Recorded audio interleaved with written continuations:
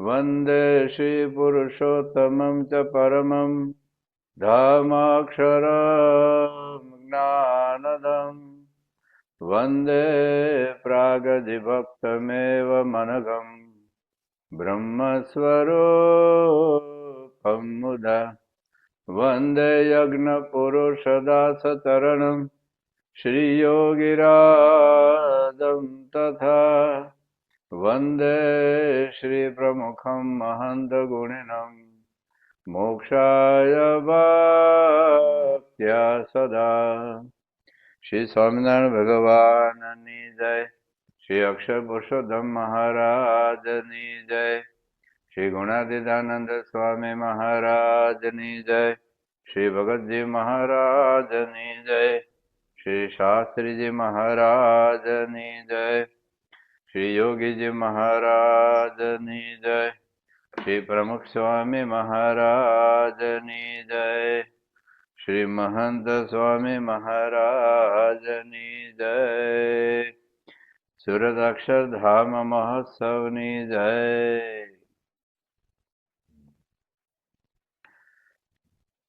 આપણે વચનમાં વાંચીએ.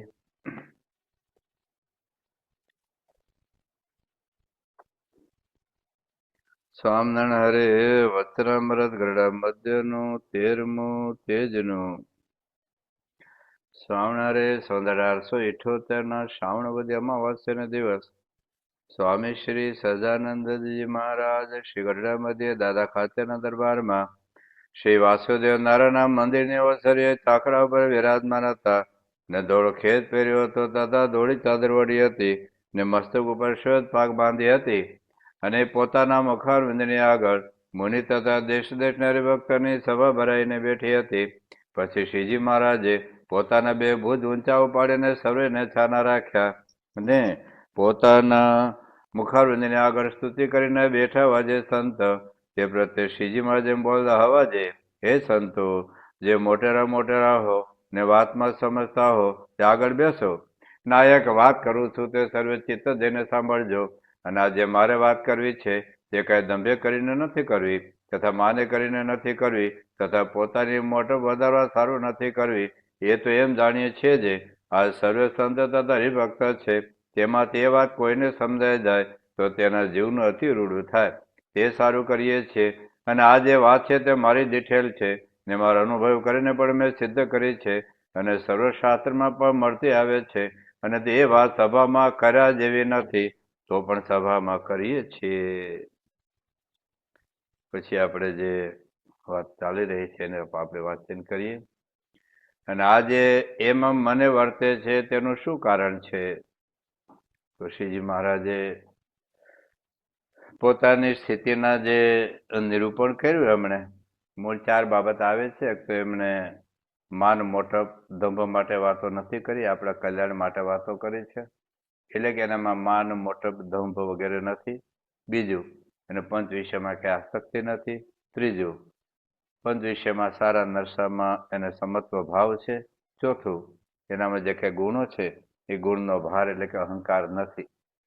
તો આવા 4 પ્રકારની સ્થિતિ આપણે પણ થાય એટલા માટે મહારાજ તેનો ઉપાય બતાવ્યા છે. એ તો પોતે ભગવાન છે, ભગવાનનો તો આવું કઈ હોય નહીં, પણ એમ છતાંય આપણા માટે જે વાત કરે છે, ગુણાતીતાનંદ સ્વામી કહ્યું કે મહારાજ તો એને જે કંઈ પોતાની સાધના સ્થિતિની વાત કરી છે એ એકચ્યુઅલી એ આપણા માટેનો આદર્શ છે અને એમને પોતાના જેવા કરવા છે એટલે બધી વાતો કરી રહ્યા છે. શ્રીજી મહારાજ પોતાના આવી સ્થિતિનું શું કારણ છે એ સમજાવે છે. અને જે એમાં મને વર્તે છે તેનું શું કારણ છે? તો મારી ઇન્દ્રિયોની જે વૃત્તિ છે તે પાછી વળીને સદા હૃદયને વિશે જે આકાશ તેને વિશે વર્તે છે. આનું આપણે 2 સેશનમાં ખૂબ ડિટેલમાં નિરૂપણ કર્યું છે કે ઇન્દ્રિયોની વૃત્તિ જે બહાર ભટકે છે એને આપણે અંદર તરફ લઈ જવાની છે. અંદર તરફ લઈ જવા માટે આપણે મુખ્ય 3 બાબતો બતાવી હતી. એક તો લાભાલાભના વિચાર કે જગતમાં વૃત્તિઓ જવાથી આપણને શું લાભ થાય છે અને શું નુકસાન થાય છે. એને બદલે જો આત્મા તરફ આપણી વૃત્તિ જાય, પરમાત્મા વૃત્તિ જાય તો શું લાભ થાય છે એનો એક વિચાર. બીજો સાંખ્યનો વિચાર. સાંખ્યના વિચારમાં પણ 3 બાબત આવી. એક તો જગત નાશવંત છે, બીજું પંચ વિષયનું સુખ એ નકલી છે, તુચ્છ છે, ક્ષણિક છે અને અંતે દુઃખનું કારણ છે. અને ત્રીજી બાબત સાંખ્યના વિચારમાં એ બતાવેલી કે કરોડો જન્મથી આ જગતનું જોયું, સાંભળ્યું, ખાધું, પીધું, વિષયો ભોગવ્યા, કશું બાકી રાખ્યું નથી. જેવો એક વખત ઇન્દ્ર પણ થઈ ગયો છે, રાજા મહારાજા અનેક વખત આપણે થઈ ગયા છીએ. એટલે આ જન્મે 5-25 સદી જિંદગીમાં પાતાળ સુધી પૃથ્વી ફાટી હોય તો કોઈ દિવસે 2 ઘડા પાણીથી ભરાઈ નથી, એટલે એમાંથી વૃત્તિ પાછી વાળી. અને ત્યાર પછી ત્રીજો ઉપાય એ બતાવ્યો હતો કે ઇન્દ્રિયોને થોડો ઠપકો આપીએ, થોડીક સજા કરીએ તો પછી આપણને થોડીક પાછી વૃત્તિ વાળવાનું મન થાય. તેની વાત મહારાજે સારંગપુરના બીજા વચનામૃતમાં, ત્યાર પછી પંચાળાના ત્રીજા વચનામૃતમાં, લોયાના 8મા વચનામૃતમાં આ ઇન્દ્રિયો અંતઃકરણને પાછી વાળવા માટે શું સજા કરવી, કેવો વિચાર કરવો, કેવો ઠપકો આપવો, એની વાત એમાં કરી છે. એ વાત આપણે છેલ્લે ગઈ પ્રવચનમાં કરેલું. હવે આગળ મહારાજ વાત કરે છે, આપણે સમજીએ. અને તે હૃદય આકાશને વિશે અતિશય તેજ દેખાય છે. જેમ ચોમાસાના વિશે આકાશમાં વાદળા છાઈ રહ્યા હોય, તેમાં મારા હૃદયના વિશે એકલું તેજ વ્યાપી રહ્યું છે. અને તે તેજના વિશે ભગવાનની મૂર્તિ દેખાય છે. તે અતિશય પ્રકાશમય છે અને તે મૂર્તિ ઘનશ્યામ છે. તો પણ અતિશય તેજે કરીને શ્યામ નથી જણાતી, અતિશય શ્વેત જણાય છે. અને તે મૂર્તિ દ્વિભુજ છે અને તે મૂર્તિને 2 ચરણ છે અને અતિશય મનોહર છે. પણ 4 ભુજ કે અષ્ટભુજ કે સહસ્ત્રભુજ તે એ મૂર્તિને નથી. એ મૂર્તિ તો અતિ સૌમ્ય છે અને મનુષ્યના જેવી આકૃતિ છે ને કિશોર છે. ને એ મૂર્તિ ક્યારેક તો એ તેજમાં ઊભી દેખાય છે, ને ક્યારેક બેઠી જણાય છે, ને ક્યારેક હરતી ફરતી દેખાય છે. અને મૂર્તિને ચારે કોરે મુક્તના મંડળ ભરાઈને બેઠા છે. તે સર્વે મુક્ત છે. તે એક નજરે તે ભગવાનની મૂર્તિ સામું જોઈ રહ્યા છે. અને એ જ એકરસ તેજ છે, તેને આત્મા કહીએ, તથા બ્રહ્મ કહીએ, અક્ષરધામ કહીએ. અને પ્રકાશને વિશે જે ભગવાનની મૂર્તિ છે તેને આત્માનું તત્વ કહીએ, તથા પરબ્રહ્મ કહીએ, તથા પુરુષોત્તમ કહીએ. મૂળ પછી મૂર્તિનું નિરૂપણ છે, એનું નિરૂપણ આપણે પછી કરીશું. અત્યારે આપણે એટલું સમજીએ કે શ્રીજી મહારાજ અહીંયા એમના જેવી સ્થિતિ કરવા માટે આત્મા અને પરમાત્માનો સાક્ષાત્કાર એ જરૂરી છે, એટલું આપણે સમજાવે છે. કારણ કે એમની સ્થિતિનું કારણ પોતે જ બતાવે છે કે મારી આવી સ્થિતિ છે, એનું રહસ્ય એ આત્મા અને પરમાત્માનું જ્ઞાન છે. આવી જ વાત શ્રીજી મહારાજે પોતાની જ વાત કરી છે. એ છે અંત્યનું 39મું વચનામૃત.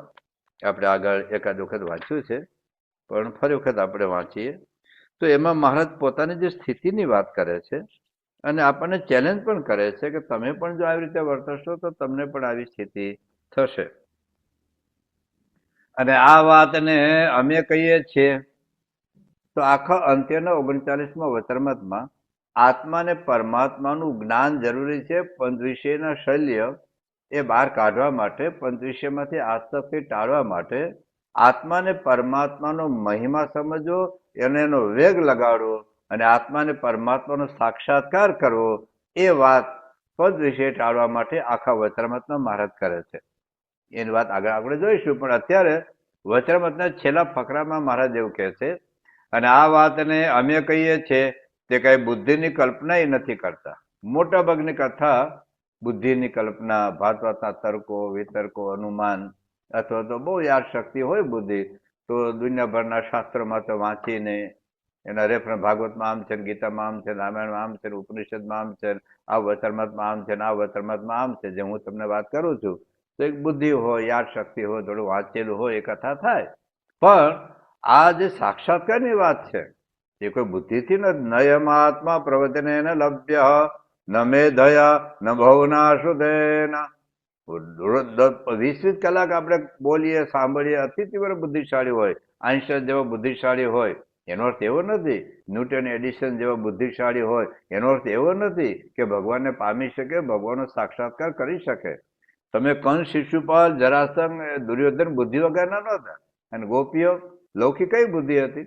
રાવણ તો બુદ્ધિશાળી હતો, વેદોનો ભણેલો હતો, પણ શબરીભાઈ કયું જ્ઞાન હતું, કઈ લૌકિક બુદ્ધિ હતી? એટલે પરમાત્માને ઓળખવા માટે, આત્માને પરમાત્માને સાક્ષાત્કાર માટે લૌકિક બુદ્ધિ તો કોઈ કામની નથી. ઉલટાની તો એ બુદ્ધિ તો નડતરૂપ થાય, આપણને પાછી પડે, અનેક પ્રકારના તર્ક વિતર્ક કરે.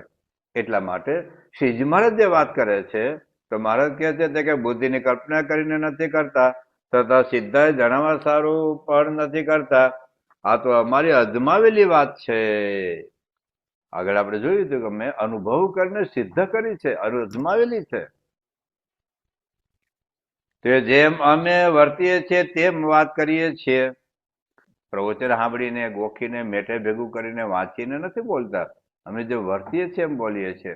આવી જ વાત મહારાજ મધ્યના 60મા વચનામૃતમાં પણ કરે છે કે કોઈ જાતના વિક્ષેપ ના આવે એનો ઉપાયમાં પણ મહારાજ એવું કહે છે કે અમારે જેમ વર્તાય છે એમ અમે કહીએ છીએ. કેમ છે? અમારે સ્ત્રી ધન આદિ પદાર્થનો ભારે યોગ છે.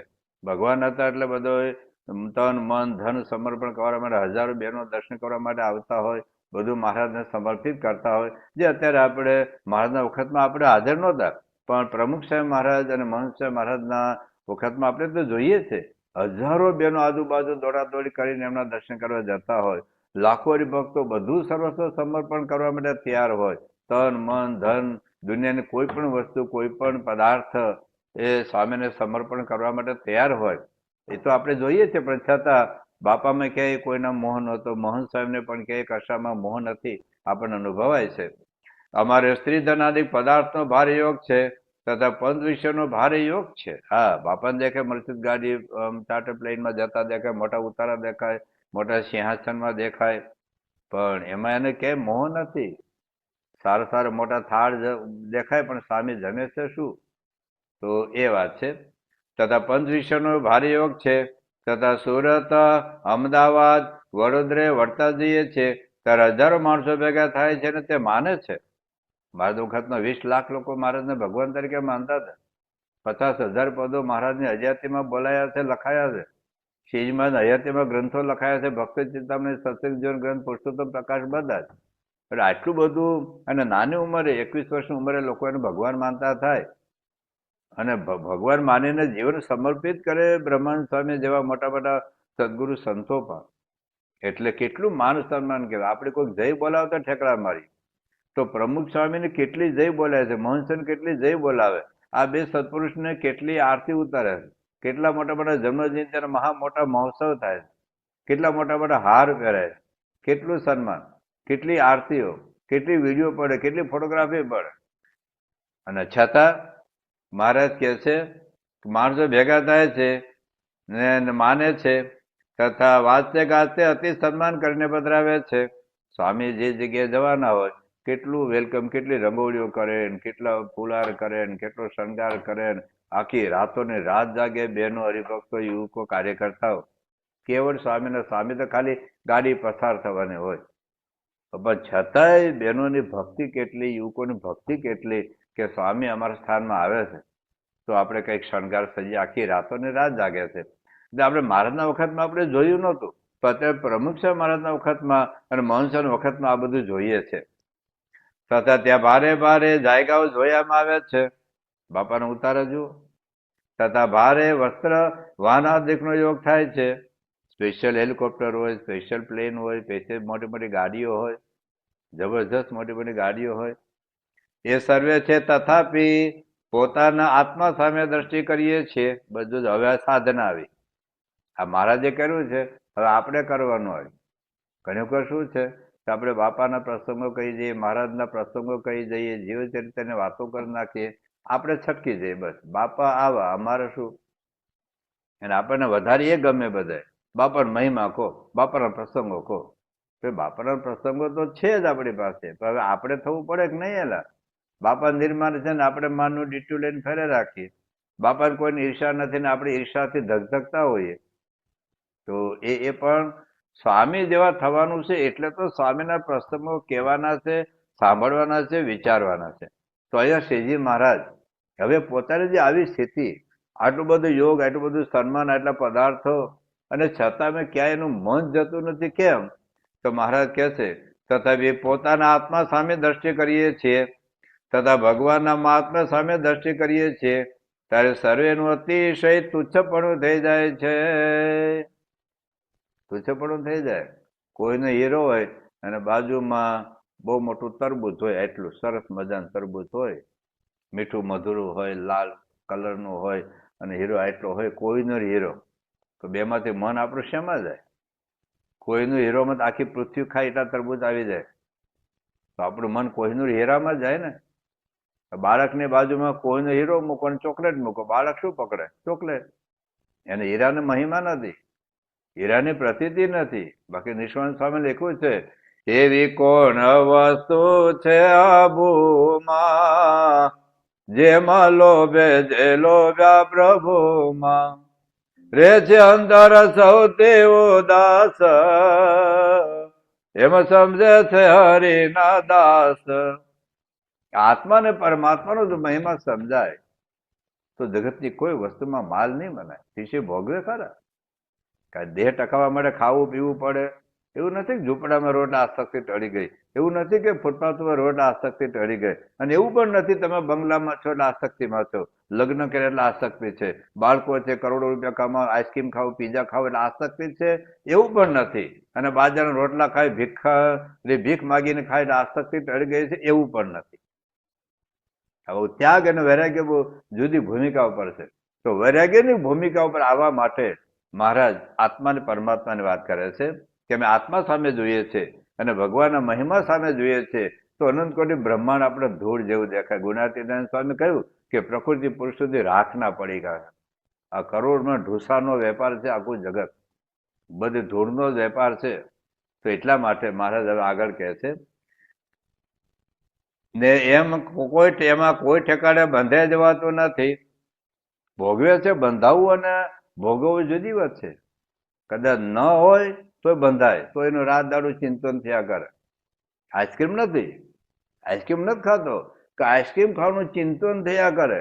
તો અમદાવાદના બીજા વચરામાં એ મહારાજે વાત કરી છે કે વિષયનો યોગ નથી, વિષય ભોગવતો નથી, પણ વિષયનું મનમાં જે ચિંતન થયા કરે છે એ વાસના છે, એ આસક્તિ છે, એને આપણે જન્મ લેવડાવશે. એટલે મૂળ બીજ નાશ પામવું જોઈએ. તો ઉપરથી પાંદડા ખંખેરી નાખો, પણ ઝાડવાનું હજુ મૂળિયું છે, બીજ છે, તો એ પાંદડા પાછા આવશે. કારણ કે ઝાડવા કાપી નાખીએ ને તો પાછા અંકુર થાય ને પાછા મોટા મોટા ઝાડવા થાય. તો ઘન વર્ષે વન પાંગરે. વરસાદ પડે ને ત્યારે કાઠિયાવાડમાં કાળી ભમ જમીન હોય, તો વરસાદ પડે તો પાછા આખું ઘાસ ઉગી નીકળે. એમ અંદરમાં પડેલા બીજ જ્યાં સુધી ન બળે ત્યાં સુધી આ શક્યતા રહે. અને બીજ ત્યારે બળે તો મહારાજ એ કહે છે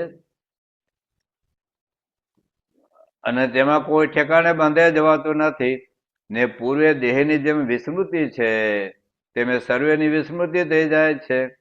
હલો, પૂર્વ દેહમાં ગયા જન્મમાં આપણે રાજા હતા, કોની યાદ છે? આપણે સોનાના થાળમાં જમતા હતા, આપણે કોઈ યાદ છે? આપણે નેપોલિયન હતા, આપણે સિકંદર હતા, હવે ગાયકવાડ હતા, આપણે જયપુરના મહારાજા હતા, મૈસૂરના મહારાજા હતા. શું આપણને યાદ છે? કેટલા જન્મોમાં કેટલું ભોગવેલું હશે, 5 જન્મે બિલકુલ યાદ નથી. એવી જ રીતે મહારાજ કહે છે આત્માને પરમાત્માનો જો સાક્ષાત્કાર થાય તો ગયા જન્મનું જેમ આપણે ભૂલી ગયા છીએ, વિસ્મૃતિ થઈ ગઈ છે, એમ આ જન્મે પણ ભોગવવા છતાં એના મનમાં કોઈ ચિંતન ન થાય, મનન ન થાય. તે સારું એમ અમને વર્તાય છે. હવે મહારાજ ગેરંટી આપે છે. હવે મહારાજ આપણને ગેરંટી આપે છે. અને બીજો પણ જો એ 2 વાત સિદ્ધ કરે, કઈ 2 વાત? તપ અને ત્યાગ નહીં, નિયમ અને ધર્મ નહીં, સેવા અને કદર નહીં, પણ મૂળ વાત આટલી. બધું જરૂરી છે, બધું ઉપયોગી છે, પણ 2 વાત હશે તો જ સિદ્ધ થશે. તો એ 2 વાત સિદ્ધ કરે કઈ? આત્મા અને પરમાત્મા. આત્મા ને પરમાત્મા સિદ્ધ થવી જોઈએ. ખાલી જાણવું એ જુદી બાબત છે. આગળ આપણે વાત કરી ગયા છે. જાણવું, સમજવું, માનવું અને અનુભવવું, એ 3. આ બાજુ 3: જાણવું, માનવું, આ જાણવું, સમજવું, માનવું, 3 આ બાજુ, અને અનુભવવું એ, અને વચ્ચે આવે છે સાધના. આપણે જાણીએ, આપણે સમજીએ, આપણે માનીએ, પણ જો સાધના ન કરીએ તો અનુભવ ન થાય. મેં વાત કરી હતી કે આઈસ્ક્રીમ ખાવાથી ભૂખ ભાંગે, આપણે જાણીએ, આપણે સમજીએ, આપણે માનીએ પણ ખરા, પણ ભૂખ ભાંગે ક્યારે? ખાઈએ તો. ખાવાની સાધના કરવી પડે. આ ટ્રેનમાં બેસવાથી અમદાવાદથી મુંબઈ જવાય, આપણે જાણીએ, આપણે સમજીએ, આપણે માનીએ, પણ મુંબઈ ક્યારે પહોંચાય? ટ્રેનમાં બેસીએ તો. આ દવા લેવાથી રોગ મટી જાય, આપણે જાણીએ, આપણે સમજીએ, આપણે માનીએ, એના પર કલાક પ્રવચન પણ કરીએ, રોગ ક્યારે મટે? કે દવા લઈએ તો.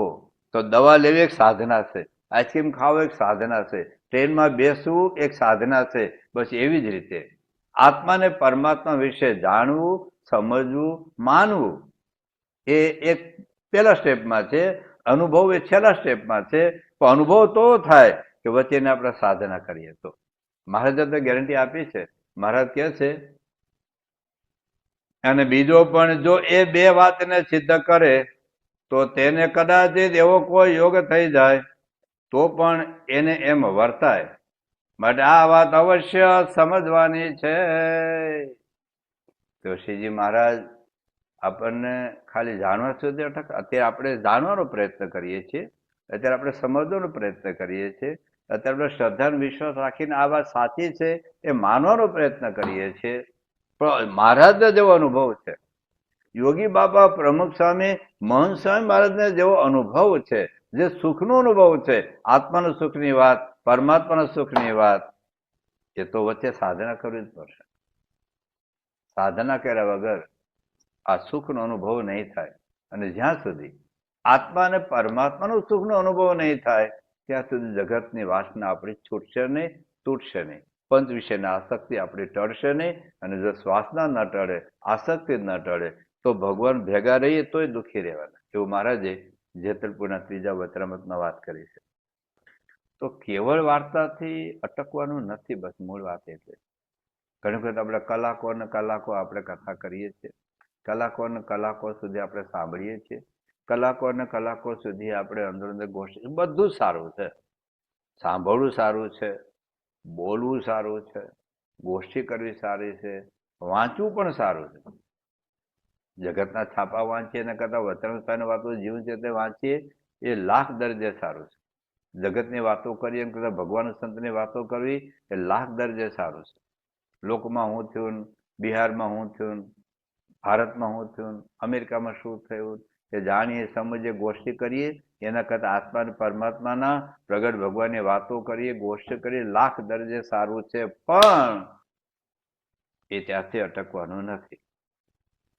મેં પેલા બે વાત કરેલી. ગુણાતીતાનંદ સ્વામી એવું કહ્યું કે નવરા પડીએ ત્યારે ભગવાનની મૂર્તિ લઈને બેસવું, એવું ગુણાતીતાનંદ સ્વામી વાતમાં આવે. પછી ભગવાનની મૂર્તિ તો શું? તો કથા, વાર્તા, ધ્યાન એ ભગવાનની મૂર્તિ છે. એક સ્ટેપ આવ્યું કે નવરા પડીએ ત્યારે છાપું પકડવા કરતા, ટીવી પકડવા કરતા, મોબાઈલની રીલ પકડવા કરતા, મોબાઈલના ન્યૂઝ પકડવા કરતા, ક્રિકેટ, વોલીબોલ, ફૂટબોલ પકડવા કરતા ભગવાનની મૂર્તિ લઈને બેસું. તો મૂર્તિ શું? કથા વાર્તા. કથા વાર્તા સાંભળીએ, મોબાઈલમાં આવે છે, કથા વાર્તા બોલીએ, કરીએ, સારું છે. પણ હવે પ્રથમના 32મા વચનામૃતમાં મહારાજ આગળના સ્ટેપની વાત કરે છે.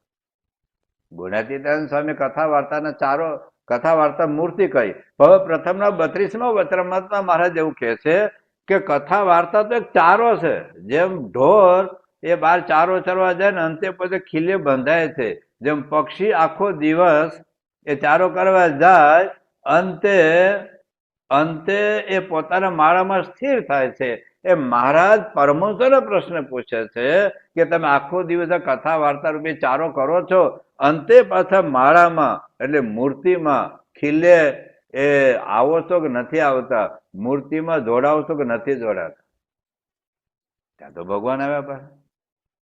એટલે ખાલી જાણવું, ખાલી સમજવું, ખાલી સાંભળવું, યાદ રાખીએ કે નયમ આત્મા પ્રવચન લભ્ય. હું રોજના 10 કલાક મહંત સ્વામીની વાત કરું 60 વર્ષ સુધી, છતાં મને સુખ ન આવે. માનનું સુખ આવે કે મેં હારી કથા કરી. તમે રોજની 10 કલાક સુધી સાંભળો, 60 વર્ષ સુધી એક સૂક્ષ્મ માન રે. હું આખો દિવસ કથા વાર્તા સાંભળું છું, આખો દિવસ ભગવાનની ગોષ્ઠી કરું છું.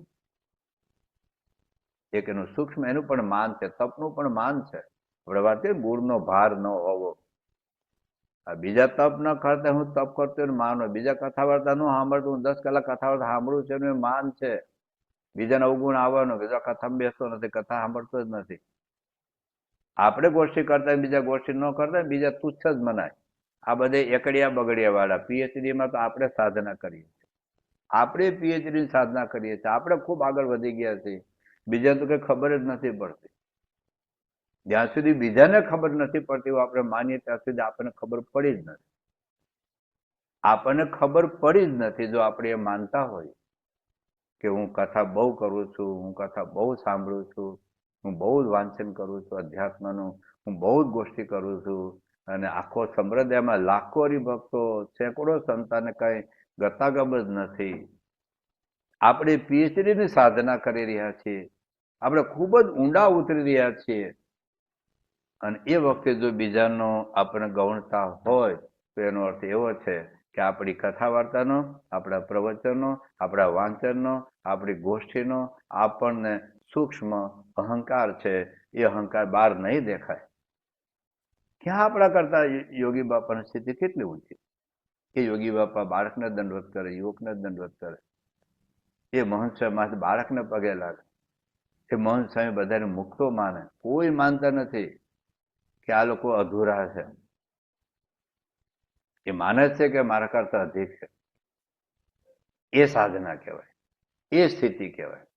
આ તો હું 7 ઉપવાસ કરતો ને કોઈ 5 ઉપવાસ કરે તો આપણે સીધું લાગે મારા કરતા ઓછા ઉપવાસ કરે. હું 5 આરતીમાં જતો, કોઈ 3 આરતીમાં જાય તો આપણે એવું લાગે કે એના કરતા હું વધારે સાધના કરું. કોઈ અઠવાડિયે 1 વાર સભા કરીને આપણે રોજ સભા કરી તો આપણને લાગે એના કરતા હું વધારે સાધના કરું. એના કરતા હું વધારે કરું છું એનો અર્થ એ થયો કે આપણે વસ્તુ પકડાણી જ નથી. પકડાણી હોય તો તુલસીદાસ કેવું કહે છે કે જાકે મુખ સે ભૂલે નિક્ષેરા, તાક કી પગ કી પહેન્યા મેરે તન કી ચાપ. ક્યાં સાધનાની વાત આવી, ક્યાં ગોષ્ઠીની વાત આવી, ક્યાં કથાવાર્તા પ્રવચનની વાત આવી, ક્યાં તપ જપ દાન યજ્ઞ હોમ હોવાની વાત આવી, ક્યાં કોઈ મંદિર બાંધી દેવાની વાત આવી. ભૂલમાં રામનું નામ બોલે તો મારા પગ શરીરની ચામડી ઉકેલ જોડા બનાવે. યોગી બાપા શું બોલ્યા છે કે આખા વર્ષમાં એક જ વાર સ્વામિનારાયણ નામ બોલે, આખા વર્ષમાં 1 વાર. અને સ્વામિનારાયણ એટલે યજ્ઞ પુરુષ દાસજી, આવું યોગી બાપા બોલે. આખા વર્ષમાં 1 જ વાર સ્વામિનારાયણ નામ બોલે તો પણ અવગુણ ન લેવાય. એટલે ક્યાં ગોષ્ઠીની વાત આવી, ક્યાં કથા વાર્તા આવી, ક્યાં પ્રવચનની વાત આવી, ક્યાં 10-10 કલાકની વાંચનની વાત આવી. જો ખરેખર આપણો સાચો માર્ગ પકડ્યો હોય તો કોઈ ન કરતો હોય પણ એક સંબંધમાં આવ્યો ને. મનુષ્ય એમ કહે છે કે મારા 30 વર્ષ લીમડા નીચે રહ્યા, લીમડો હજુ મીઠો ન થયો, છતાં આપણે લીમડાને દંડવત કરીએ છીએ ને, સારંગપુરમાં ખીજડાના દંડવત કરીએ છીએ ને. સાધના એટલે આ છે. ખાલી બોલવું, ખાલી સાંભળવું એ તો શરૂઆત છે. આપણે એને સ્થિતિ માની લઈએ, આત્માની વાતો કરી અને સ્થિતિ માની લઈએ. બાપા અક્ષર બ્રહ્મ છે, અક્ષર બ્રહ્મ છે, અક્ષર બ્રહ્મ છે, સાક્ષાત મહારાજ મળ્યા છે, એવું બોલીએ એને આપણે સ્થિતિ માની લઈએ. અને એટલે બીજાને ગૌણતા આવે છે. જેને ખરેખર સ્થિતિ હોય એવું ન માને કે હજુ બધા એકડા બગડી આવે છે ને આપણે તો બધે પીએચડી સાધનાઓ કરીએ. એ સૂક્ષ્મ અહંકાર છે. આ તો બિલાડું કાઢતા ઊંટ પેહી ગયું, બિલાડું કાઢવામાં ઊંટ પેસી ગયું.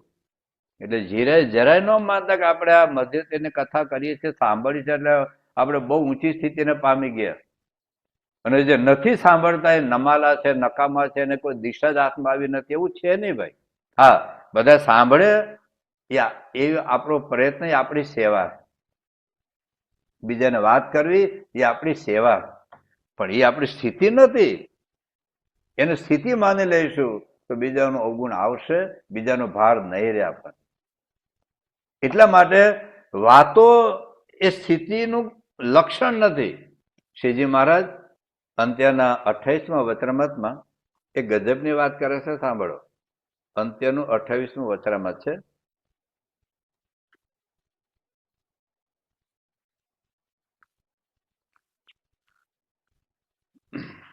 છેલ્લો ફકરો છે.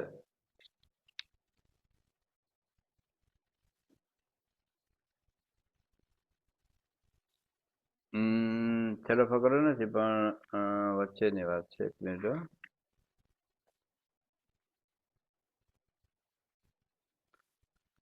અંત્યનું 27મું વતરામત, અંત્યનું 28મું નહીં, સોરી, અંત્યનું 27મું છે, છેલ્લો ફકરો, પણ અંત્યનું 27મું વતરામત. મારે શું કહે છે?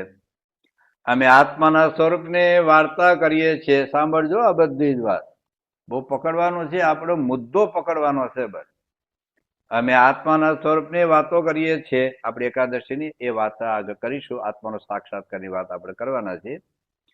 તથા ભગવાનના સ્વરૂપની વાર્તા કરીએ છીએ. સાંભળી ગયું ને કે રોજના કોઈ પ્રમુખ સ્વામીના 1000 પ્રસંગ બોલે રોજના, અને આવું 50 વર્ષ સુધી બોલે, છતાં પ્રમુખ નિષ્ઠા ના પણ હોય. વર્ષો સુધી બાપા વિશે લખતા હતા ને, વર્ષો સુધી, 42 વર્ષ સુધી, છતાં બાપા નિષ્ઠા હતી.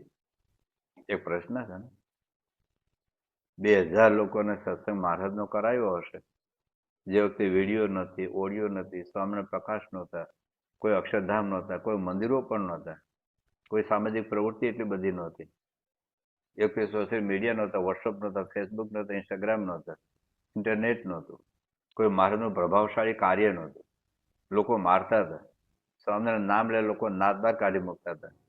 એ જનામાં અલૈયા ખાતર 2000 સત્સંગ કરાયો હશે તો કેટલી વાતો કરી હશે? વાતો તો કરી છે. અલિયા ખાતર નામ પડે એટલે આપણે શું થાય? મનમાં બ્લોક થઈ જાય કે આવું તો આપણે 1000 વખત સાંભળ્યું, 1000 વખત સાંભળ્યું છે એ નહીં.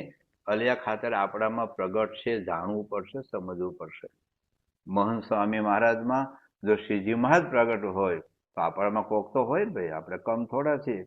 આપણામાં અલિયા ખાતર પ્રગટ હોય, આપણામાં પૂર્ણાનંદ સ્વામી પ્રગટ હોય, આપણામાં પરમ ચેતન સ્વામી પ્રગટ હોય, આપણામાં જીવા ખાતર પ્રગટ હોય, આપણામાં ફૈબા પ્રગટ હોય, એ ઓળખવું પડે. આપણે કેટલી વાતો કરીએ છીએ. જે જમાનામાં અત્યારે તો પ્રમુખની વાતો કરવી સહેલી છે, અત્યારે તો મહંસની વાતો કરવી સહેલી છે. કોઈને મંદિરમાં રસ ન હોય તો સ્કૂલ, હાઈસ્કૂલ, હોસ્પિટલ બતાવી શકીએ. કોઈને મંદિરમાં ઉત્સવમાં રસ ન હોય તો આપણી અતિવૃષ્ટિ, ભૂકંપ, સુનામી, કોરોનાની રાહતકારી આપણે બતાવી શકીએ. આપણી ઓડિયો વિડીયો બતાવી શકીએ. આપણે અક્ષરધામ બતાવી શકીએ, અબુધાબીનું મંદિર બતાવી શકીએ. જે જમાનામાં આવું કશું જ નહોતું. સંતોને મારતા, સંતો પાસે પણ કોઈ સુવિધા નથી. કોઈ દુનિયાને બતાવી શકાય એવું ભગવાન સ્વામિનારાયણનું આગું કોઈ કાર્ય નહોતું. એ જમાનામાં જયારે 2000 સત્સંગ કરાયો હશે, કેટલી બધી વાતો કરી હશે કહો. પણ છતાં 4000 હેઠા પડે કે પૂર્વીય બ્રાહ્મણતા ભગવાન નથી, ભગવાન નથી. ક્યાં સુધી વાત જતી રહી? એટલે આપણે કથા વાર્તા કરીએ છીએ અને સ્થિતિ નહીં માન લેવાની. આપણે કથા વાર્તા સાંભળીએ છીએ એને સ્થિતિ નહીં માને લેવાની. એક માર્ગ છે, માર્ગ એ મંજિલ નથી. ધરમપુરથી અમદાવાદ સુધીનો માર્ગ એ મંજિલ નથી, અમદાવાદ મંજિલ છે. ચાલવું તો પડે જ આપણે. તો શ્રીજી મહારાજ કહે છે અને આત્માની વાર્તો કરીએ છીએ તથા ભગવાનના સ્વરૂપની વાર્તા કરીએ છીએ. તે વાર્તા એ કરીને જેવું એનું સુખ છે તેવું જ સુખ તો આવતું નથી. કેટલી સ્પષ્ટ કે છે મહારાજ વાત આપણને. જે હું આઈસ્ક્રીમની વાત કરું છું ને ઘણી વખત, મહારાજ એ જ વાત આગળ કરશે. તમે આઈસ્ક્રીમ ઉપર 5 કલાક સુધી અદભુત પ્રવચન કરો, તબલા, વાયલુન, સિતાર, ગિટાર, જોક, શાયરી, ગઝલ, દુનિયાભરના સારા સારા વિદ્વાનોના અંગ્રેજી, ગુજરાતી, સંસ્કૃત કોટેશન સાથે અદભુત કથા કરો, અદભુત એટલે અદભુત. તો હું આઈસ્ક્રીમની ચમચી ન ખાવ અને તમે સાંભળનાર આઈસ્ક્રીમની ચમચી ન ખાવ તો આઈસ્ક્રીમનો સુખનો અનુભવ થાય ખરો? બસ આ જ વાત મહારાજ કરે છે. સાંભળજો હવે કે આત્માના સ્વરૂપની વાર્તા કરીએ છીએ તથા ભગવાનના સ્વરૂપની વાર્તા કરીએ છીએ. તે વાર્તા એ કરીને જેવું એનું સુખ છે તેવું જ સુખ તો આવતું નથી. બરાબર? ભગવાનના સ્વરૂપની વાત કરીએ, મહંત સ્વામીને ઓહો જે અક્ષરધામમાં મૂર્તિ છે એ જ આ મૂર્તિ છે, આવું બોલીએ એટલે આપણે એમ લાગે મને બહુ નિષ્ઠા થઈ ગઈ. એવું નથી ભાઈ સાહેબ. આ વાતોડિયો નિશ્ચય છે. વાતોડિયા નિશ્ચયની સ્થિતિ નહીં માન લેવાની. નિશ્ચય જુદી બાબત છે, આશરો જુદી બાબત છે, ઉપાસના જુદી બાબત છે, અને પછી નિષ્ઠા આવશે. તો નિશ્ચય, આશરો, પછી ઉપાસના અને પછી નિષ્ઠા તદભાવને પામવું. તો હવે મહારાજ કહે છે જેવું એનું યથાર્થ સુખ છે તે તો સમાધિ કરીને જાણ્યામાં આવે છે, તે દેહ મૂક્યા કેળે જાણ્યામાં આવે છે, પણ કેવળ વાર્તાએ કરીને જાણ્યામાં આવતું નથી. જેમ રૂપનું સુખ તે નેત્રે કરીને ભોગવાય છે, પછી તે સુખને મુખ્ય કરીને વખાણ કરે છે, બહુ સારું રૂપ દીઠું, ત્યારે તે સુખનો અનુભવ જેવો નેત્રે ન થયો તેવો મુખને ન થાય. તથા શ્રવણે કરીને શબ્દ સાંભળ્યો, નાસિકે કરીને ગંધને સૂંઘ્યો, ત્વચાએ કરીને સ્પર્શ લીધો, જીવે કરીને રસ ચાખ્યો, પછી તે સુખના વચને કરીને વખાણ કરે છે, બહુ સારો ગંધ હતો, બહુ સારો રસ હતો, બહુ સારો સ્પર્શ હતો, બહુ સારો શબ્દ હતો, એમ કહ્યું તો ખરું, પણ જેવી રીતે તે ઇન્દ્રિયોને તે સુખનો અનુભવ થયો તે વચને ન થયો. આ જ વાત આવી ને, આઈસ્ક્રીમ વિશે પ્રવચન કરો પણ આઈસ્ક્રીમ ખાવું નહીં તો સુખનો અનુભવ ન થાય. ખાલી બોલવાથી થોડી મજા આવે. તેમ સમાધિ કરીને તથા દેહને મૂકીને જેવો ભગવાનના સુખનો અનુભવ થાય છે, અહીંયા તે આનંદ થાય છે, તથા આત્માના સુખનો અનુભવ ને આનંદ થાય છે, તેવો એની કેવળ વાતે કરે તેને કરીને થતો નથી. આ બહુ સ્પષ્ટ છે. આત્મા અને પરમાત્મા, બ્રહ્મ અને પરબ્રહ્મ, અક્ષર અને પુરુષોત્તમ વિશે આપણે ગમે એટલું લખીએ, 50 ગ્રંથો લખીએ, 5,000 પેજના, 50 ગ્રંથો 5,000 પેજના લખીએ, રોજ 10 કલાક બોલીએ, સાંભળીએ, ગોષ્ઠી કરીએ, પણ જ્યાં સુધી એવી સ્થિતિ ન થાય, એનો અનુભવ ન થાય, ત્યાં સુધી સુખ આપણને ન આવે. દાખલા કે મહારાજે લખ્યું છે ને સારંગપુરના પેલા વચનામૃતમાં, મને કયા વચનામૃતમાં ભગવાનના સુખને શું વાત કરી છે મને બધી ખબર છે. સારંગપુરનું પેલું છે, મહારાજે એવું લખ્યું છે કે અનંત કોટી બ્રહ્માના સુખ કરતા ભગવાન અક્ષર માત્ર દર્શન સુખ અધિક છે. જોયાના 18માં અનંત સ્ત્રીઓને જોયાના સુખ કરતા ભગવાનનું સુખ અધિક છે. પછી મહારાજે વર્તાના 16માં લખ્યું 14 લોકના બ્રહ્માના સુખ કરતા ભગવાનની મૂર્તિનું ચિંતનનું સુખ અધિક છે. એવું તે વર્તાનું 9મું વચનામૃત, કે ક્ષણ માત્ર ભગવાનનું સુખ ભોગવ્યું હોય તો અનંત કાળ સુધી રહે. અંત્યનું 27, અંત્યનું 28, અંત્ય 39, આ બધા જ વચનામૃતમાં ભગવાનના સુખને શું વાત કરી છે મને યાદ છે, મને ખબર છે, પણ મને સુખ ન આવે. સુખ ન આવે. તમે સાંભળ્યું પણ ખરું, ચાલો ભગવાનના મૂર્તિમાં એટલું સુખ છે, તમે સાંભળ્યું, પણ સુખ આવે? સુખ તો જ આવે કે એનો સાક્ષાત્કાર થાય તો. મહારાજ હવે આગળ કે છે વચનામૃતમાં 27મું, અને જો સાંભળજો, અને જો એ બેની વાર્તા સાંભળીને તેનું મનન અને નિધિધ્યાસ કરે તો એનો સાક્ષાત્કાર થાય. ને સાક્ષાત્કાર થાય ત્યારે સમાધિ કરીને જેવો એ બેનો અનુભવ ને આનંદ થાય તેવો જ થાય. માટે બેની વાર્તા સાંભળીને એનું મન અને નિધિધ્યાસન કરવો. બસ આ આત્માના સુખની વાત, પરમાત્માના સુખની વાત જો આપણે અનુભવીએ હોય, કરીએ ખરા, જાણીએ ખરા, આ જાણવું તો પડે જ. કા દવા લેવાથી રોગ માટે જાણવું તો પડે, નહીં તો દવા નહીં લઈએ. આ ખાવાથી ભૂખ માટે જાણવું તો પડે જ. આ ટ્રેનમાં બેસવાથી મુંબઈ જવાય, જાણવું તો પડે જ. નહીં તો કોઈ પણ ટ્રેનમાં બેસીને મુંબઈ જવાને બદલે મહેસાણા કે પછી જયપુર પહોંચી જઈએ. જાણવું તો પડે, સમજવું પણ પડે, માનવું પણ પડે, પણ પછી સાધના કરવી પડે. શ્રીજી મહારાજ સારંગપુરના 3જા વચનામૃતમાં એક અદભુત વાત કરે છે, સાંભળો.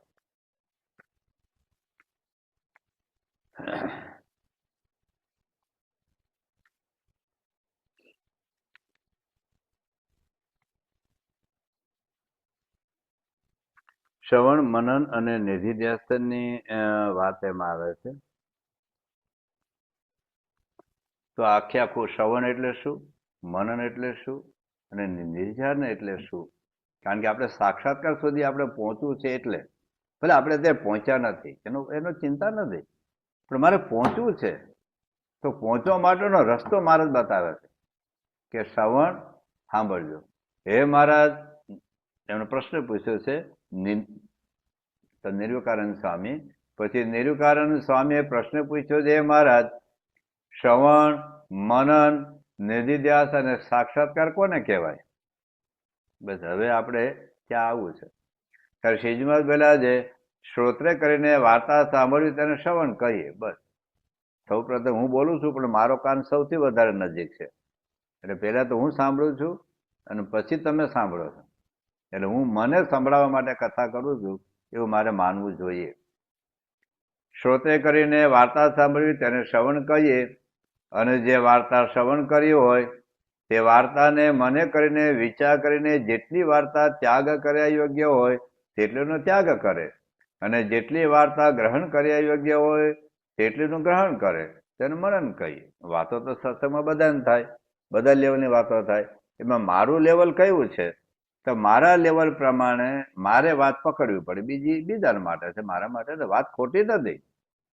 મારે જે લોહીના 8મા 72માં શાસ્ત્રોની વાત કરી, શાસ્ત્રમાં અનેક પ્રકારની વાત, જેમ મેડિકલ સ્ટોર હોય એમાં બધા રોગની બધી દવા હોય, પણ બધી દવા ખોટી નથી. મારા માટે કઈ દવા છે? દવા એક જ હોય, પણ એમાં 150 mg ની હોય, 200 mg ની હોય, 300 mg ની હોય, 400 mg ની હોય. તો ડોક્ટરે જે મને કહ્યું હોય એટલે mg ની દવા મારે લેવા. દવાનું નામ એક જ હોય, પણ એનો માત્રા જુદી જુદી હોય. તો કોઈ દવા ખોટી નથી. કોઈ ડાયાબિટીસની દવા એના માટે, કોલેસ્ટ્રોલની દવા એના માટે હોય, તાવની દવા એના માટે હોય, પેટની દવા એના માટે હોય. એમ વચનબાદમાં અનેક પ્રકારના શબ્દો છે, કથા વાર્તામાં પણ અનેક પ્રકારની વાતો થાય, પણ એમાં મારા લેવલ પ્રમાણે મને કઈ વાત ઉપયોગી છે એટલી મારે લઈ લેવલ, બસ એને મનન કહીએ. આવું તો આપણે ક્યારેય કરતા જ હોતા નથી, ખાલી સાંભળી લઈએ. અને જે વાર્તા નિશ્ચય કરીને મનન વિશે ગ્રહણ કર્યું હોય તેને રાત દિવસ સંભાળવાનો જે અભ્યાસ રાખવો તેને નિર્યાત કરી. બસ ભલે એક કલાક કથા, એક વાક્ય આપણે પકડી લઈએ, 2 વાક્ય પકડી લઈએ, એનું થોડુંક મનન થાય, ચિંતન થાય, વારંવાર આપણે યાદ કરીએ તો થાય. અને એ વાર્તા જેવી હોય તેવી ને તેવી ચિંતન કર્યા વિના પણ સૌએ મૂર્તિ માનીને પેટે ઇદમ સાંભળી આવે તેને સાક્ષાત. આપણું કોઈ નામ પૂછે, આપણે બસ મારું નામ આવશે, આપણે યાદ કરવું પડે. આમ ધડાકા બંધ કહી દે તારું નામ હું, તારું ગામનું નામ હું, તારી જ્ઞાતિ હું, તરત કહી દઈએ છે ને, કારણ કે વારંવાર આપણે રિપીટ કર્યું છે એટલે. અને જો એવી રીતે આત્માના સ્વરૂપનું શ્રવણ આદિક કર્યું હોય, શ્રવણ, મનન અને નિર્દેશ. શ્રવણ આદિક એટલે શ્રવણ તો શરૂઆત છે, પછી મનન આવે, પછી નિધિધ્યાસન આવે. તો આત્માના સ્વરૂપમાં એવી રીતે સાક્ષાત્કાર થાય. અને જો ભગવાનનું એવી રીતે શ્રવણ મનન નિધિધ્યાસન કર્યો હોય તો ભગવાનનું એવી રીતે સાક્ષાત્કાર થાય છે. મૂળ આ સાધના આવી, સાંભળવું, વાંચવું, બોલવું, સમજવું, માનવું એ સ્ટાર્ટિંગ સ્ટેપ છે, પણ પછી અનુભવ છે એ, અને આની વચ્ચેનો રસ્તો છે. એ પ્રયત્ન છે, પુરુષાર્થ છે, સાધના. અને 2 કર્યા વિના, સાંભળજો, મનન નિધિધ્યાસન 2 કર્યા વિના કેવળ શ્રવણે કરીને સાક્ષાત્કાર થતો નથી. આખી દુનિયાભરના બધા જ વક્તાઓની કથા સાંભળ્યા કરે, અમુક તો સાંભળવા જેવું જ નથી. કારણ કે BFS બધા સંતોની બધી જ કથા આપણે 10-10, 12-12 કલાક, 20 કલાક સાંભળીએ, નોકરી ધંધો બધું મૂકીને. પણ કેટલું ખાધું અગત્યનું નથી, કેટલું પછી અગત્યનું. અને નિધિધ્યાસન 2 કર્યા વિના કેવળ શ્રવણે કરીને સાક્ષાત્કાર થતો નથી. અને જો ભગવાનના સ્વરૂપનું દર્શન કરીને તેનું મનન નિધિધ્યાસન ન કર્યા હોય તો સાંભળજો, હવે લાખ વર્ષ સુધી દર્શન કરે તો પણ તે સ્વરૂપનો સાક્ષાત્કાર ન થાય. લાખ વર્ષ એટલે ખાલી ગુરુહરિ દર્શન નહીં, ખાલી પૂજા દર્શન નહીં, લાખ વર્ષ સુધી, 100 વર્ષની જિંદગી હોય, 100 વર્ષની જિંદગી, અને જન્મીને તરત દર્શન કરે અને છેલ્લે દિવસે ધામમાં જાય ત્યાં સુધી કન્ટિન્યુઅસ દર્શન કરે, કન્ટિન્યુઅસ, લાખ વર્ષ સુધી 1000 જિંદગી થાય તો પણ મારે શું કહે છે? અને તે દર્શન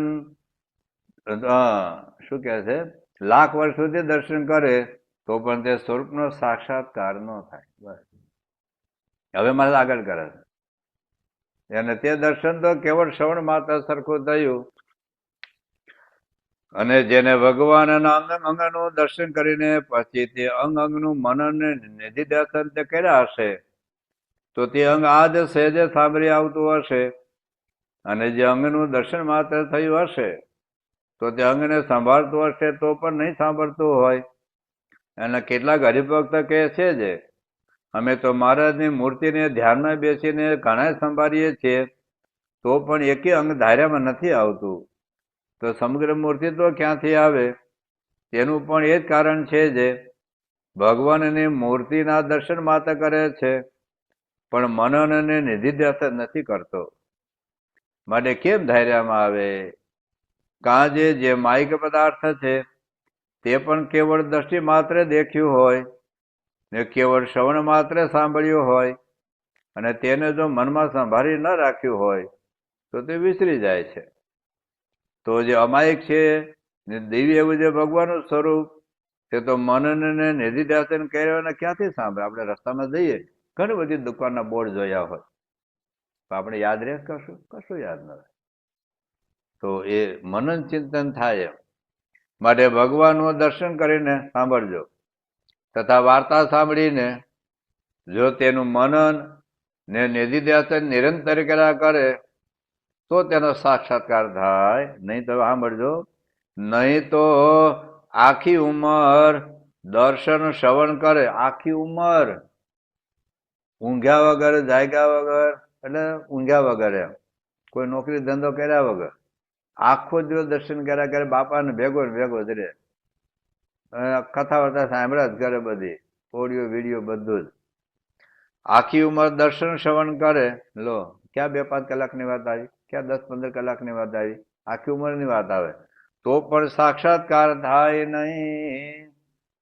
તો શ્રીજી મહારાજ આપણને સમજાવે છે કે ખાલી જાણવું, બોલવું, સાંભળવું એટલું પૂરતું નથી ભાઈ સાહેબ. અનુભવ સહિતનું જ્ઞાન જરૂરી છે. અનુભવ સાક્ષાત્કાર થાય એટલે તો ગુણાતીતાનંદ સ્વામી કહ્યું, આપણે આગળ વાત કહી ગયા કે જ્ઞાન કેવું ને સાંભળવું કાંઈ કઠણ નથી. થોડી યાદશક્તિ હોય, થોડોક વધારે પણ ભાગવત ગીતા, રામાયણ, ઘણા આખું રામાયણ મોઢે હોય બોલ બોલ કરે જ છે ને, આખી ગીતા મોઢે બોલ બોલ કરે જ છે ને, આખું ભાગવત મોઢે હોય, ભાગવત પોથી ખોલ્યા વગર આખો દિવસ આખી જિંદગી કથા કરે, તો કૃષ્ણનો સાક્ષાત્કાર થયો, રામનો સાક્ષાત્કાર થયો? સાક્ષાત્કાર થયો હોય તો અહંકાર ન હોય, ઈર્ષા ન હોય, કોઈનું ખંડન ન હોય, કોઈની ટીકા ન હોય, કોઈનો વિરોધ ન હોય.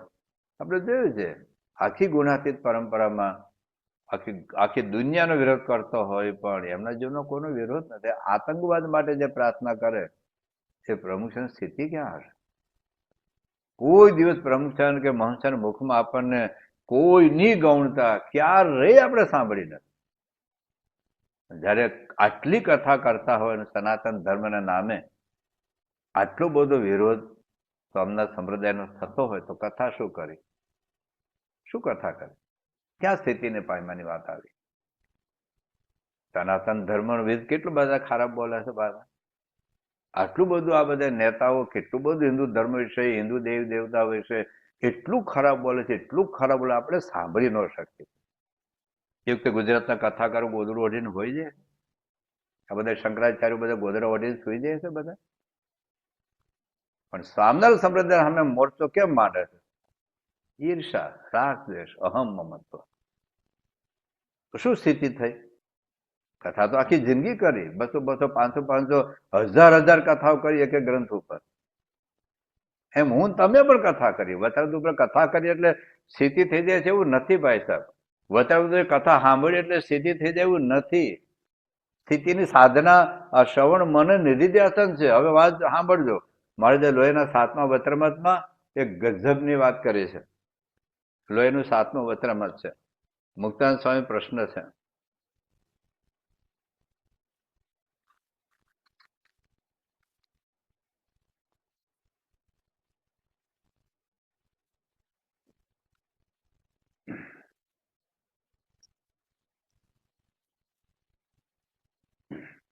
મારે કે આજે ભારે ભારે પ્રશ્ન પૂછો, અઘરા. ત્યારે મુક્તાનંદ સ્વામીએ પ્રશ્ન પૂછ્યો છે, શ્રુતિમાં કહ્યું છે જે ઋતે જ્ઞાનન મુક્તિ, ઋતે જ્ઞાનન મુક્તિ, જ્ઞાન વગર મુક્તિ નથી, અને આત્માન પરમાત્મા જ્ઞાન. તો તમે વિદિત્વા તે મૃત્યુમેતિ નાન્ય પંથા વિદ્યતે નાય, પરમાત્માના જાણ્યા વગર કોઈ મુક્તિનો માર્ગ નથી. એ શ્રુતિમાં એમ કહ્યું છે જે ભગવાનનું સાક્ષાત જ્ઞાન થાય ત્યારે જીવનું કલ્યાણ થાય છે. ત્યારે શાસ્ત્રમાં જે બીજા સાધન કલ્યાણને અર્થે બતાવ્યા છે તેનું શું પ્રયોજન છે? કેમ કે કલ્યાણ તો જ્ઞાને કરીને થાય છે. એવા પ્રશ્નને સાંભળીને શ્રીજી મહારાજ બોલા છે જ્ઞાન તે જાણવાનું નામ છે. કોઈને પંખાનું જ્ઞાન હોય એટલે પંખા વિશે જાણો, કોઈ મોટરનું જ્ઞાન હોય, કોઈ મોબાઈલનું જ્ઞાન હોય, કોઈ કોમ્પ્યુટરનું જ્ઞાન હોય. જ્ઞાન એટલે જાણવું એમ. ત્યારે નિત્યાનંદ સ્વામી આ શંકા કરી છે જાણવું એ જ જ્ઞાન હોય તો શાસ્ત્રે કરીને ભગવાને સર્વે જગત જાણે છે, તેને કરીને સર્વનું કલ્યાણ નથી થતું. શાસ્ત્રે કરીને ભગવાનનું જ્ઞાન થાય ને. દાખલા તરીકે રામ ભગવાન છે એવું આપણે ક્યાં ખબર હતી? ચાલો આપણે રામ ભગવાન વખતમાં હતા. આપણે રામ ભગવાન વખતમાં હતા નહીં, આપણા દાદા નહોતા, એના દાદા નહોતા, એના દાદા નહોતા, એના દાદા નહોતા. તો રામ ભગવાન છે એવી આપણને ખબર કેવી રીતે પડી? આપણને તુલસી રામાયણે કહ્યું કે રામ ભગવાન હતા. ભાગવતમાં રામ અવતારનું નિરૂપણ છે, તો ભાગવતમાં લખ્યું છે રામ ભગવાન છે. આપણે હાજર નહોતા, તુલસીદાસ છે, પણ તુલસીદાસનો અનુભવ હતો, એને સાક્ષાત્કાર કર્યો હશે, રામની ભક્તિ હતી. તો તુલસીદાસ રામાયણમાં આપણને ખબર પડી કે રામ ભગવાન છે. બાકી આપણા દાદા ને દાદા કોઈ આપણને કીધું નથી.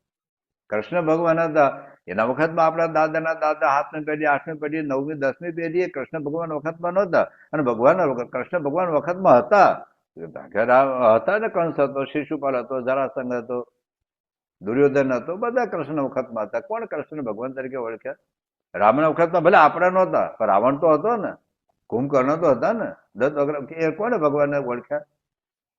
નરસિંહ ભગવાન વખતમાં હિરણ્યકશ્યપ તો હતો જ ને, ક્યાં ભગવાન તરીકે ઓળખ્યા?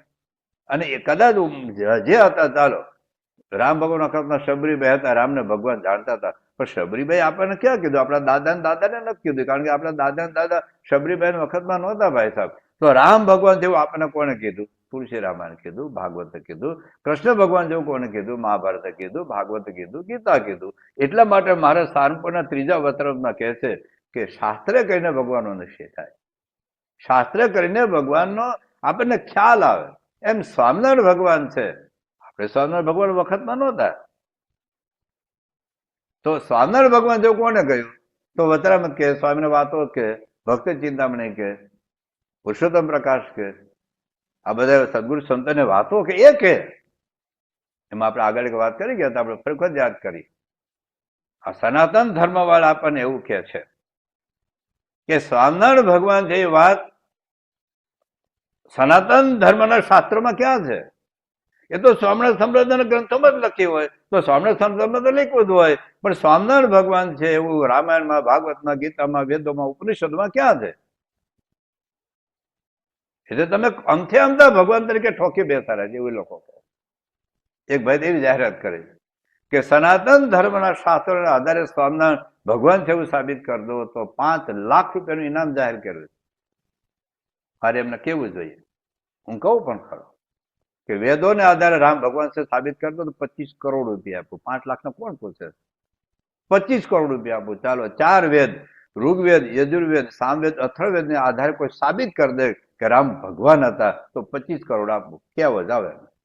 વાલ્મીકી રામાયણ આધારે કોઈ સાબિત કરી દે કૃષ્ણ ભગવાન છે તો એને 25 કરોડ રૂપિયા આપવું. બતાવો.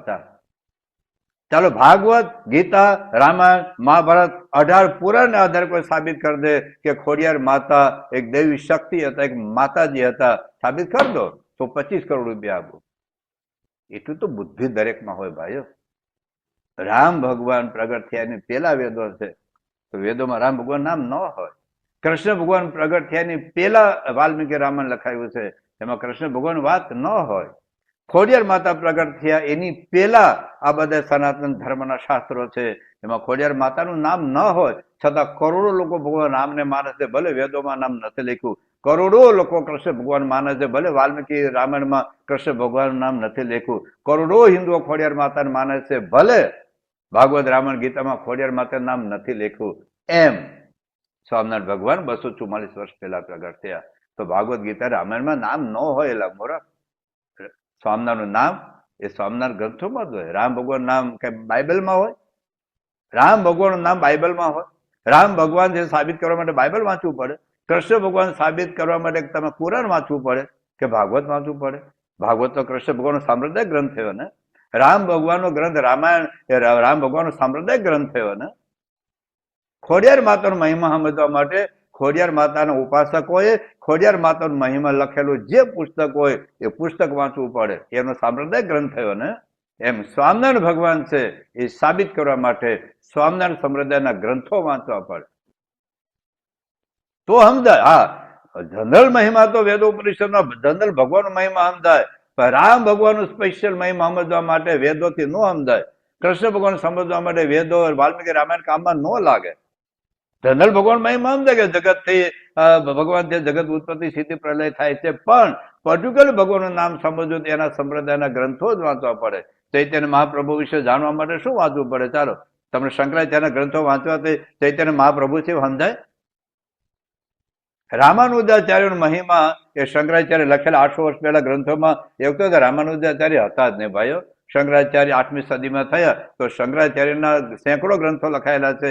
એમાં રામાનુજાચાર્યનો મધ્વાચાર્યનો મહિમા એમાં હોય. એમાં શંકરાચાર્યના ગ્રંથોમાં સ્વામી વિવેકાનંદ કે રામકૃષ્ણ પરમહંસ કે અરવિંદ ઘોષનો મહિમા શંકરાચાર્ય ગ્રંથમાં ન હોય ભાઈ સાહેબ.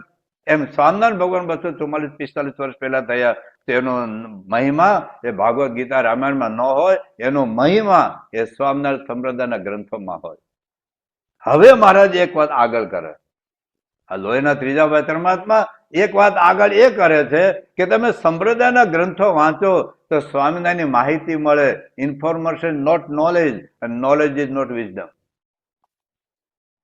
ઇન્ફોર્મેશન, તમે રામાયણ વાંચો તો રામ ભગવાનની માહિતી ખબર પડે કે રામ ભગવાન જન્મ અયોધ્યામાં થયેલો, દશરથ એના પિતા હતા, કૌશલ્યાના માતા હતા, બેન અપર માતા હતી, લક્ષ્મણ ભરત શત્રુઘ્નના ભાઈઓ હતા, સીતાજીના પત્ની હતા, મંથરાને કૈકેયીના ષડયંત્રથી એને જંગલમાં જવું પડ્યું. આ ઇન્ફોર્મેશન છે, નોટ નોલેજ. એમ કૃષ્ણ ભગવાનનું જીવન ચરિત્ર વાંચો, 10મો સ્કંદ વાંચો આપણને તો કૃષ્ણ ભગવાનની માહિતી ખબર પડે કે એનો જન્મ જેલમાં થયેલો, વસુદેવ દેવકી એના માતા પિતા હતા, મામા કૃષ્ણ લીધે અને ત્યાં વૃંદાવનમાં મોટા થયા, કૃષ્ણ મામાને મારી નાખ્યા, અર્જુનના સારથી થયા. આ બધી ઇન્ફોર્મેશન છે, નોટ નોલેજ. એમ સ્વામિનારાયણ ભગવાનના જીવન ચરિત્ર વાંચો તો ઘનશ્યામ તરીકેનું નામ હતું, ધર્મદેવ ભક્તિ માતા એના માતા પિતા હતા, રામ પ્રતાપ અને ઈચ્છારામ એના ભાઈઓ હતા, 11 વર્ષે ઘરબાર છોડીને 7 વર્ષ સુધી વન વિચરણ કર્યું, ગુજરાતમાં સ્વામિનારાયણ સંપ્રદાયની સ્થાપના કરી. આ બધી માહિતી છે, નોટ નોલેજ. નોલેજ એ જુદી બાબત છે. નોલેજ તો બાપા કહેતા કામમાં લાગે. નોલેજ ભગવાન કરતા હતા છે, માહિતી છે, પણ મારું કોઈક અપમાન કરે અને ભગવાન કરતા એવું મનાય, એને નોલેજ કહેવાય. હવે જો શ્રીજી મહારાજ લોહીના 7મા વચનમાં તો આગળ કરે છે. આ ટોપિક પૂરો કરો છે, 5 મિનિટ આપણે આગળ વધીશું. ત્યારે શ્રીજી મહારાજ બોલ્યા છે, શાસ્ત્રે કરીને પરોક્ષપણે ભગવાન જાણ્યા, તેને કરીને જેમ કલ્યાણ નથી, તેમજ રામકૃષ્ણ એક ભગવાનના અવતાર હતા, ત્યારે સર્વે મનુષ્ય પ્રત્યક્ષ દીઠા હતા, તો તેને કરીને પણ શું કલ્યાણ થયું છે? તો રામને રાવણે જોતો હશે, મંથરાય જોતી હશે, આખા અયોધ્યાના લોકો જોતા હશે ને. કૃષ્ણ ભગવાન બધા ને આખો બધા જોતા, દુર્યોધન, શિશુપાલ, જરાસંઘ, કૃષ્ણ ભગવાન નહોતો જોતો. અને સ્વામિનારાયણ ભગવાન જયારે ગઢડામાં વિચરણ કરતા હશે, આખા ગુજરાતમાં વિચરણ ઘણા જોતા હશે. ખાલી સંસ્કાર થાય. આજ એક્ટરને જુઓ અને ભગવાનને જુઓ એ જુદી વસ્તુ છે. ભગવાનને જુઓ તો સંસ્કાર જરૂર થાય. પણ આગળ વાત કરે છે ત્યારે મુક્તાનંદ સ્વામી કહ્યું છે, જેને ભગવાનને પ્રત્યક્ષ દીઠા હોય તેનું તો જન્માંતરે કલ્યાણ થાય, સંસ્કાર થાય, આવું નકામો નહીં જાય. ત્યારે શ્રીજીમાં બોલ્યા છે, જેને શાસ્ત્ર કરીને ભગવાને જાણ્યા, તેને કરીને પણ જન્માંતરે કલ્યાણ થાય છે. સાંભળજો ભાઈઓ, જન્માંતરે રામાયણનું આખું બધી રામાયણ ચોપાયું મોઢે હોય, આખી જિંદગી રામાયણની કથા કરે, પણ રામનો નિશ્ચય છે એવું નથી ભાઈઓ. આખું ભાગવત મોઢે હોય, 18,000 શ્લોકો મોઢે હોય, તો ભાગવત કૃષ્ણ ભગવાન જ્ઞાન છે એવું નથી, માહિતી હોય. શિવપુરાણ આખું મોઢે હોય, શંકર ભગવાન માહિતી હોય, શંકર ભગવાન નિષ્ઠા ન પણ હોય. કે મને આખું વચરામૃત મોઢે હોય, સ્વામિનારાયણ ભગવાનના 5 ભાગ મને મોઢે હોય, ભક્તિ ચિંતામણ આખી મોઢે હોય. મને ભગવાન સ્વામિનારાયણ માહિતી છે, જ્ઞાન નથી. પ્રમુખ મહારાજને 11 ભાગ મેં વાંચીને કહા હોય, 11 ભાગ મને મોઢે હોય, મને પ્રમુખ સાહેબની માહિતી છે, જ્ઞાન નથી, તો મારું જન્માંતરે કલ્યાણ થાય. હવે આગળ વાત કરે છે, કાજે જેને શાસ્ત્ર કહીને જાણ્યા છે, તેને નેત્ર કરીને દેખે છે, અને જેને નેત્ર કરીને દેખે છે તેને શાસ્ત્ર કરીને જાણે છે. માટે બેનું બીજ બળ બરોબર થાય છે ને બેનું જન્માંતરે કલ્યાણ પણ બરોબર છે. કેમ છે? શ્રવણે કરીને ભગવાને સાંભળ્યા, તેમાં શું જ્ઞાન નથી? કોઈ બાપાનું મહિમા પ્રસંગ કે હું સાંભળું તો કંઈક તો જ્ઞાન થયું કે બાપા અત્યારે મહંસ મહારાજ અત્યારે અમદાવાદ છે, તો આ પણ જ્ઞાન તો થયું ને અમદાવાદ છે એટલું. તો મહારાજ એ કહે છે પણ તેને તે સાંભળ્યા જ કહેવાય. 10 કલાક સાંભળો રોજ. નહીં મહાત્મા પ્રવચન લભ્ય ન મેધયા ન બહુ ના શ્રુતેન. કેવળ સાંભળ્યા કહેવાય મહારાજ કહે છે. અને નેતે કે ન જોયા તેમાં શું જ્ઞાન નથી, પણ તેને તો જોયા જ કહેવાય. અને નાસિકાએ કરીને સૂંઘ્યા તેમાં શું જ્ઞાન નથી, પણ તેને તો સૂંઘ્યા જ કહેવાય. અને જીવાએ કરીને વર્ણન કર્યા તેમાં શું જ્ઞાન નથી, પણ તેને તો વર્ણન કર્યા જ કહેવાય. એવી રીતે બાહ્ય ઇન્દ્રિય કરીને જ્ઞાન છે, તથા અંતઃકરણ કરીને જે જ્ઞાન છે, તો અંતઃકરણ ઇન્દ્રિયો પર જે જીવ સત્તા તદાશી જ અનુભવ જ્ઞાન છે, તેમાંથી તમે કયા જ્ઞાનને કહો છો? ઇન્દ્રિયનું જ્ઞાન, અંતઃકરણ જ્ઞાન, મન બુદ્ધિ ચિત્ત અહંકારમાં જ્ઞાન બેઠું હોય. આગળ આપણે જોઈ ગયા છીએ શબ્દ જ્ઞાન, પછી બુદ્ધિથી જ્ઞાન અને આત્માનું જ્ઞાન, અનુભૂતિનું જ્ઞાન. અને જે ભગવાન છે તેને તો જગતની ઉત્પત્તિ સ્થિતિને અર્થે અનુરૂપ જેવું સ્વરૂપ ધારણ કર્યું છે, જેને વિશે સાવજ જંગરૂપ જે વિશ્વ તે સાવકાશ કરીને રહ્યું છે, અને સંકર્ષણ રૂપે કરીને જગતનો સાર કરે છે, અને પ્રદ્યુમ્ન રૂપે કરીને જગતની સ્થિતિ કરે છે, તથા મત્સ્ય કચ્છાધિક અવતારનું ધારણ કરે છે. એવી રીતે જ્યાં જેવું કાર્ય ત્યાં તેવા કાર્યની સિદ્ધિને અર્થે તેવા રૂપનું ધારણ કરે ગ્રહણ કરે છે. તેમાં કોઈ કાર્ય તેવું છે જેમાં અંતઃકરણ ઇન્દ્રિયો નથી પોગતા, કેવળ અનુભવ જ્ઞાને કરીને જણાય છે, ત્યારે તેવા કાર્યની સિદ્ધિને અર્થે ભગવાન પણ તેવા સ્વરૂપનું ધારણ કરે છે. અને કોઈ કાર્ય એવું છે જે ઇન્દ્રિયો અંતઃકરણ કરીને જાણ્યામાં આવે છે, ત્યારે તે કાર્યની સિદ્ધિને અર્થે ભગવાન પણ તેવા થાય છે. માટે તમે કયા ભગવાનના સ્વરૂપના જ્ઞાને કરીને કલ્યાણ થાય એમ પૂછો છો? મહારાજ કેટલો પ્રશ્ન લંબાયો છે. આ ખરેખર સમજ દેવું. પછી નિત્યાનંદ સ્વામી કહે છે કે જે ભગવાનના સ્વરૂપને વિશે ઇન્દ્રિયો, અંતઃકરણ અને અનુભવ એ ત્રણે પૂગે એવા ભગવાનના સ્વરૂપને જ્ઞાને કરીને મોક્ષ એમ કહીએ છીએ. પછી મહારાજ આગળ વાત કરે છે, જોજો સાંભળજો. માટે ભગવાનને તત્વ કરીને સમજવા તે તો એમ છે જે ઇન્દ્રિયો, અંતઃકરણ તથા અનુભવ, 3 ઇન્દ્રિયો આપણે સાંભળ્યું, દાખલે પ્રમુખ સ્વામીનો, મહંત સ્વામીનો હું બોલ્યો, તમે સાંભળ્યું, એ ઇન્દ્રિયનું જ્ઞાન થયું. પછી અંતઃકરણ, મનન કરીએ, ચિંતન કરીએ, બુદ્ધિથી વિચાર કરીએ થોડુંક, કે જેમ પંખો ચાલતો અંદર કરંટ હશે, ભલે કરંટ દેખાતો નથી, એમ અક્ષરધામ બાંધ્યું તો કંઈક સામર્થ્ય શક્તિ ઉપર થોડું બંધાય છે ભાઈ. આજે એક વ્યક્તિ લાખો લોકોને પ્રેમ કરે છે, એક વ્યક્તિ લાખો લોકોને પ્રેમ કરે છે, તો એ બુદ્ધિથી વિચારી કંઈક તો મહંત સ્વામીમાં હશે ને. આપણને એક દીકરી લાઈફ ટાઈમ પ્રેમ કરતા નથી, આપણે લાઈફ ટાઈમ દીકરીને પ્રેમ કરી શકતા નથી. પતિ પત્ની આઈ લવ યુ કરીને ભેગા થયા હોય છતાં આખી જિંદગી પ્રેમ સરખો રહેતો નથી.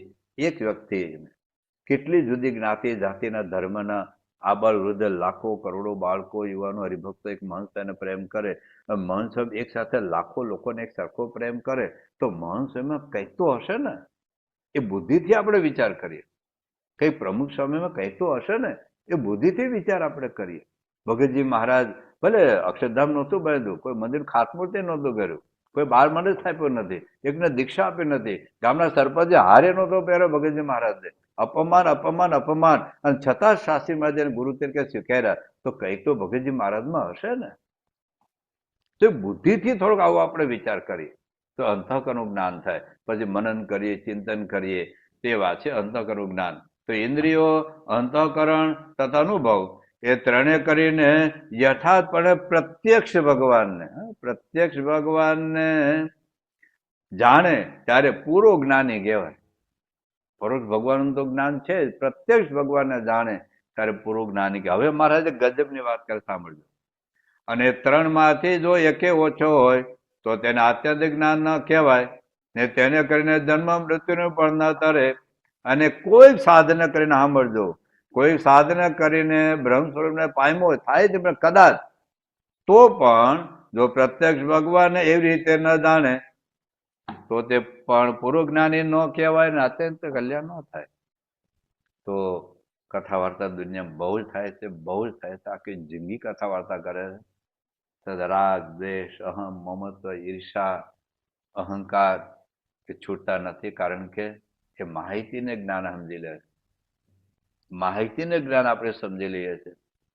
મને કરતાપણાની વાત કયા કયા વચનામૃતમાં કઈ કઈ ક્યાં ક્યાં કયા પેજ ઉપર લખી છે વચનામૃતમાં હું બોલી જાઉં એ માહિતી છે. એનું જો જ્ઞાન સમજી લો તો મારી મૂર્ખામી. તો information must be converted into knowledge. Information જરૂરી છે. આ ટ્રેનમાં બેસીએ તો મુંબઈ જવાય એ જાણવું જરૂરી છે, પણ એ કેવળ માહિતી છે. હું ટ્રેનનો ઉપયોગ કરું તો નોલેજ કહેવાય, અને મુંબઈ પહોંચી જાવ એ વિઝડમ કહેવાય. તો knowledge must be converted into wisdom એ બ્રાહ્મી સ્થિતિ છે. તો આત્મા અને પરમાત્માને જાણવું, સમજવું, માનવું, વચ્ચે સાધના કરીએ તો અનુભવ થાય. તો શ્રીજી મહારાજ પોતાની અદ્ભુત સ્થિતિની વાત આપણને કેટલી ગજબ રીતે વાત કરે એની વિશેષ વાત આપણે આવતી એકાદશીએ કરીશું. અને પેલા શુક્રવાર આવશે તો પેલા શુક્રવાર, અને પછી એકાદશીએ કરીશું. આવતી પ્રવચન સુધી સૌને જય સ્વામિનારાયણ. ગુણાતીતમ ગુરુમ પ્રાપ્ય બ્રહ્મરૂપમ નિજાત્મનઃ વિભાવ્ય દાસ ભાવેન સ્વામિનારાયણમ ભજે. શ્રીહરિમ સાક્ષરમ સર્વદેવેશ્વરમ ભક્તિ ધર્માત્મજમ દિવ્ય રૂપમ પરમ શાંતિદમ મુક્તિદમ કામદમ કારણમ સ્વામિનારાયણમ નીલકંઠમ ભજે. શ્રીહરિમ